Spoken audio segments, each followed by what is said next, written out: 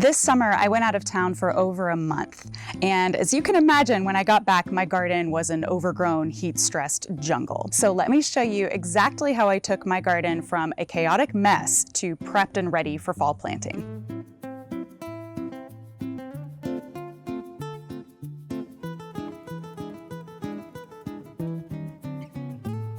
Okay, let's see what we're dealing with here. Well, I've got weeds taking over the strawberry patch. I've also got weeds taking over all of the garden pathways. Oh, the tomatoes are a mess. I probably should have pulled those out before I left. I pulled out some of them and left some, and they look a little stressed, although they're still producing. You know what else is still producing is my cucumbers. Even though they kind of look like a mess, the vines are half dead, but there's tons of new growth, and I'm still getting cucumbers off of these plants. All in all, it's both terrible and also not quite as bad as I thought. I love it when plants just sort of let you know that they're done. You know, sometimes I need really obvious instructions, and looking around my garden, I can tell it's time for a clear out and a reset. No matter where you live, by the time you get to the end of the summer, many of your vegetable plants are just done. They're just depleted, they've done their work, they've given you a harvest, and now they need to go. Especially if you live in a really hot climate like I do, because to be honest, August is kind of a great time to be out of town, at least in terms of the garden, because nothing's happening. It's too hot. Everything just stops growing or just slows way down and is just going into survival mode. But now that I'm back, I look around and I see the evidence of pest damage, powdery mildew from our incessant heat and humidity. Everything is overgrown and just wilty and heat stressed. It's a bit of a mess, but it's nothing a little elbow grease can't fix.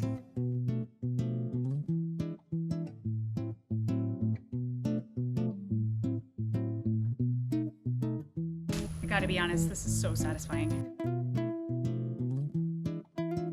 Let's talk about the elephant in the room for a minute, which is that, yes, I'm preparing my garden for fall, but right now it's still August. And here in August, the temperatures are in the upper 90s to 100s with 90 to 100% humidity. So fall it is not. And this sweat, very real, is just a reality. This is gardening. This is what it looks like. And I know it's gonna be worth the sweat. So that's what I'm holding on to.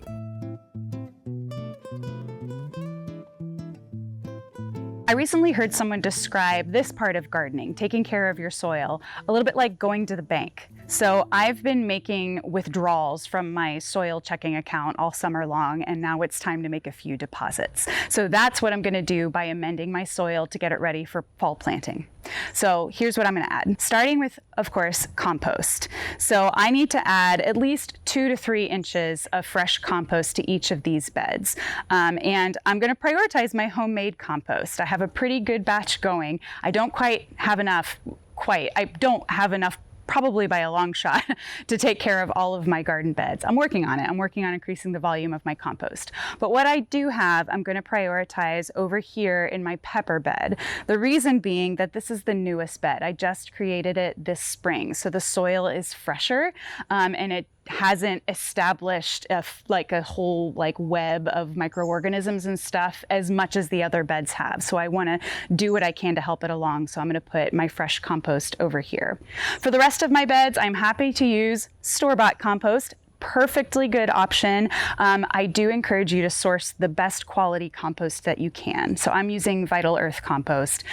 Some communities have a source of essentially community compost where they collect organic material and make compost for the use of the people in that area.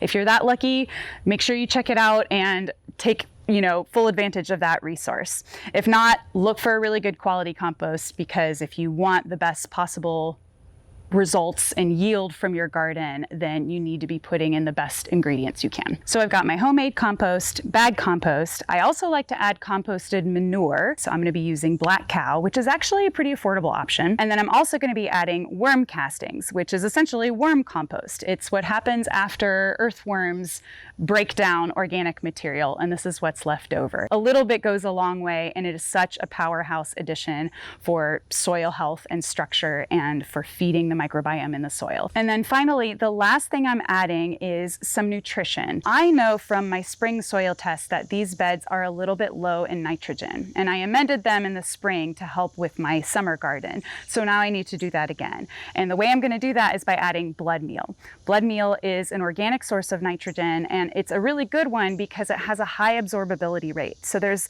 various sources of nitrogen you could use, but they're not always in the form that's available to plant roots. And blood meal is actually a really good option. If you're short on phosphorus, you can use bone meal. If you need more potassium, then you can add in something like kelp meal or seaweed meal. Sometimes you'll see it described. But whatever it is, I highly encourage you to do a soil test now if you haven't done one earlier in this season already. So that way you are actually adding exactly what the soil needs to be prepared for whatever you're going to grow. I just finished amending one of my beds with compost and manure, and I just wanted to say a quick note that you do want to avoid digging into the existing soil when you do this. We want to keep that happy world of microorganisms that's living underneath the soil. We want to keep that intact and undisturbed so it can keep doing what it's supposed to do.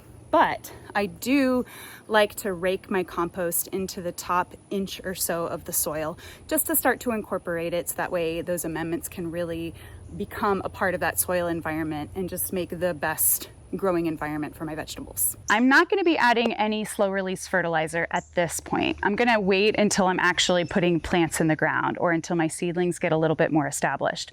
For one thing, because I am actually adding nutrition to my beds right now as I amend them. But also that way I can concentrate whatever I need to add around the plant itself. And if I need to, I can specify what fertilizer I might use depending on what I'm growing. So I'm going to wait on that one. I did the sweaty work of cleaning up my garden. I've amended my soil, and now comes the fun part. Let's talk just briefly about planning the fall garden. Totally depends on where you live. One of the considerations I have to take into account is, what can I plant early that can survive the heat even as they continue to grow all throughout the cooler season that is the fall, versus what do I need to start and wait to plant out. So I love planning the fall garden because it just seems somehow a little bit easier. I think because I just did this. I just planned my spring garden, at least it feels like. But one thing I often forget to do is to start my fall seedlings at the right time. I usually wait too late because, like I mentioned before, nothing about the weather right now screams fall. So that's what I'm doing now. I've got my tray set up, and I'm going to plant some kale and some cabbages and some lettuces that need to wait a month or so before they get out into my garden. Really about a month. I'll plant them in mid-September probably, after the worst of the heat has broken. But the rest of my plan, I've just sort of sketched out a little grid kind of overview of my garden and roughly where I'm going to place everything. I don't know about you, but inevitably when I get out there and start planting, I kind of shift things around, but it's always good to start from a plan. Now, I've kept certain things in my garden like the pepper plants because they're going to continue to give me amazing peppers all throughout the fall, usually well into November. So I've kept peppers, and I've got a place set up where I'm going to be planting garlic here in a little while, as well as my other cool season crops. But for right now, I can go ahead and plant squash seeds, beans, carrots. I've got a bunch of sunflowers to plant because I like them to bloom in the fall rather than in the middle of the summer. I'm also leaving room for some companion plants to go along with my vegetable plans. So this year I'm going to be planting some mustard greens along my other brassicas because that can act as a trap crop and help keep pests away from those other plants that are a little bit more of the priority for me. Also, some really great strong smelling and frost tolerant herbs like sage or thyme and chives, always a good option. And then some really nice fall blooming flowers. And the trick again being things that can withstand the heat now, but are also frost tolerant and can make it through the whole fall. So calendula, snapdragons, a little bit later when it's a little cooler, some pansies, nasturtiums, always a great option, marigolds, whatever I still have seeds for and whatever I can find in my local nursery. But anything to keep the color going throughout the year. So let's get planting.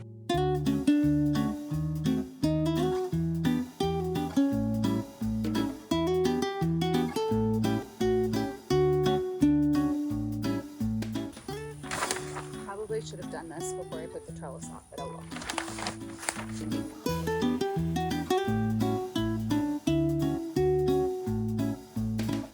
Now, if everything goes according to plan, this space is going to look entirely different in just a few weeks. But the real question I'm wondering is, will these new seedlings that I just put in actually make it through the September heat? I don't know. I hope so, if I've done my planning and preparation correctly. Clearing out the garden at the end of the summer always feels like a gargantuan task. And it is. It's a lot of work every year, but I always underestimate just how cathartic it is. You know, anytime you have a chance to clear out the old, bring in the new, it's such a good feeling. And that's what preparing for fall gardening gives you a chance to do right in the middle of a super busy time of year. So please share in the comments a little bit about your fall garden plans. What are you planting? How's your preparation going? And let's just encourage each other for the task that is summer garden cleanup. I'm planning a lot of really great videos coming up, especially after a little bit of a pause in the summer from being so busy and out of town and work. So I'm really excited about the things that are coming up on this channel. In the meantime, happy gardening. Thank you for watching, and I'll see you in the next video.